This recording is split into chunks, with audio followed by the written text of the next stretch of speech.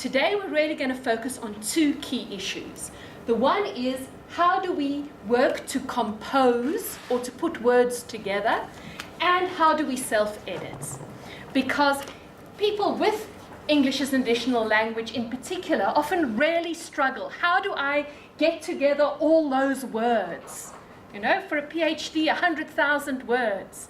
For a master's, 50,000 words. For an honors, at least 20,000 or 30,000 words. How am I putting all these words on the paper? And how am I going to find them? And people tell you it's got to be your own words. How do you do all of that?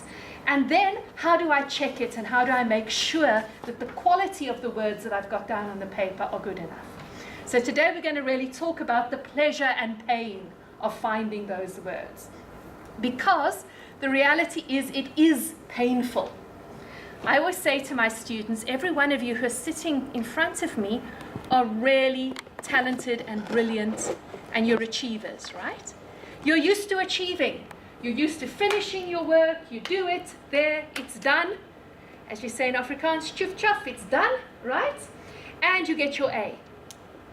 But once you start getting into the world of research, it's not like that anymore. With research, number one, it's never good enough. And number two, it's never finished. You're constantly revising, improving. Even if your article is in the top academic journal in the world, 2 years later, you'll think, what rubbish did I write? And now I'm building and improving on what I wrote. Okay, and there'll be other people arguing with you and disagreeing with you. So we have to get into a constant process of self-improvement and self-editing. And it's exciting. Once you get past the ego thing of things going wrong and it's not perfect, it's not so scary. But it's a process, an ongoing process, and that's what we're going to talk about today. So we're going to talk about how do we find the words in the first place, how do we sort things, and how do we edit things. Because that might be someone's office. I think sometimes some supervisors' offices look like that, right? But it's also our brains, because we've got so much information pouring into our brain. How do we organize it and get it into place? So the first thing that we always have to think about with any writing process is there are expectations. And I always think with editing, there's different levels of expectations. At the end, of course, you want to have your writing as good as possible, but there's lots, it's a process and we're constantly improving. So let's set some parameters and let's look at how well polished you might want a final document to be. So we have level 1 polished, and that means heavily edited. You're checking and rechecking for mistakes. Many hours of focused attention to make sure that it's perfect. And I know my science students, who's in science, technology, engineering, mathematics disciplines, health sciences as well. Yep, we're doing, who does experiments? Or lab or clinical work? Yes, we like to spend all our time doing that, or working with algorithms or doing that kind of stuff. We don't like writing. And then people say, oh, it's the last 6 months, oh, maybe I should start writing. Not if you want to achieve level 1, polished writing. Or level 2, there might need to be some improvement. Or level 3, you've done little or no self-editing. So let's forget about research for a moment and let's look at real life. And let's look at these activities. And I want you each to turn to a friend. So if you don't have a friend, turn to the friend at the back, or a group of friends. And I want you to decide what level of editing would you do for each one of these 7 activities. Only the last one is academic. All right, so what would you do for these activities? What about a thesis being submitted? One. Any 2s? But the problem is, I have seen so many theses come back from the examiner, and you can see the comments are that somebody has actually submitted a level 2 document. And the reason is because everybody is so busy doing the experiments or the research or the reading, they don't realize that with the thesis, the only thing your examiner is seeing is this document.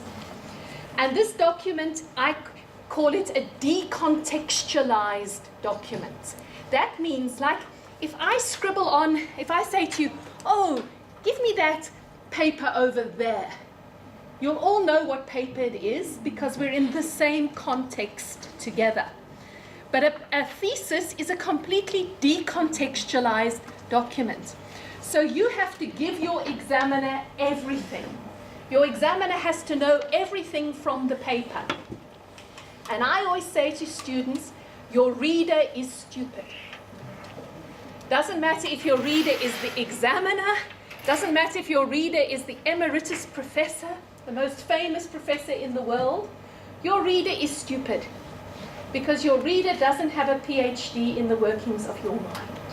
You have to give everything to them, and it has to be really clear and understandable so that they can understand, because it's so easy for misunderstandings to happen. So that's a real problem. People submit a level 2 when they actually need a level 3, and it takes so much time to get the level 1. Okay, sorry, they need a level 1, but they're actually giving a level 2. Your draft research proposal, as you just mentioned, how well edited must that be? Level 1, which the highly polished, level 2, some mistakes, or level 3, just a very... No mistake, 1. 1, okay, you've got a tough supervisor.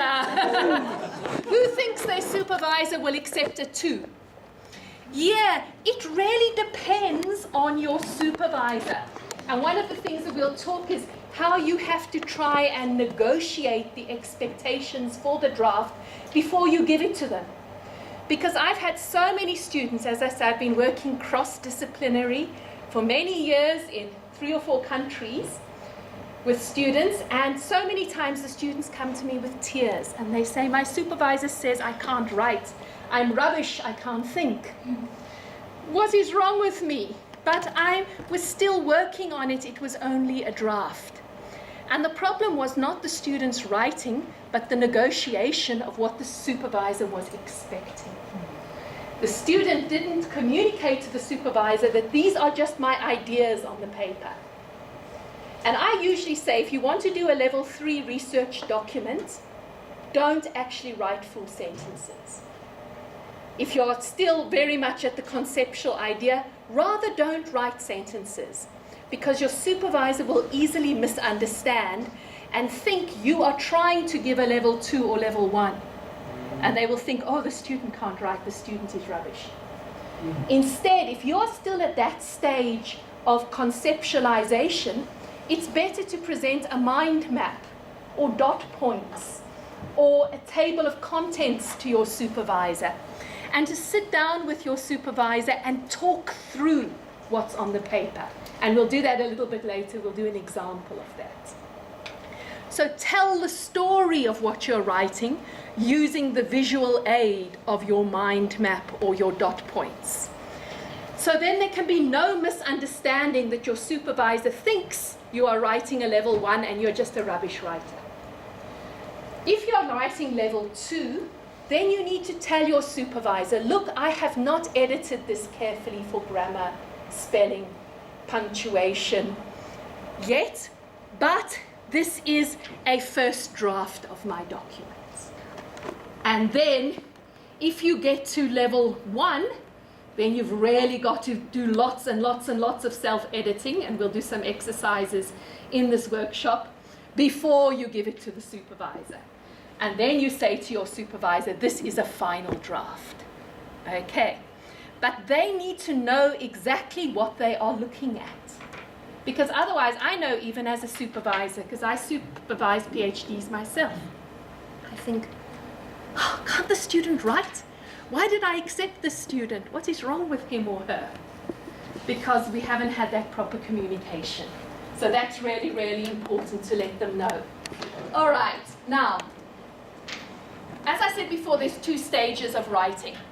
And we need to look at these 5 categories when we are composing, when we are starting to write, and we need to look at the 5 categories when we are editing.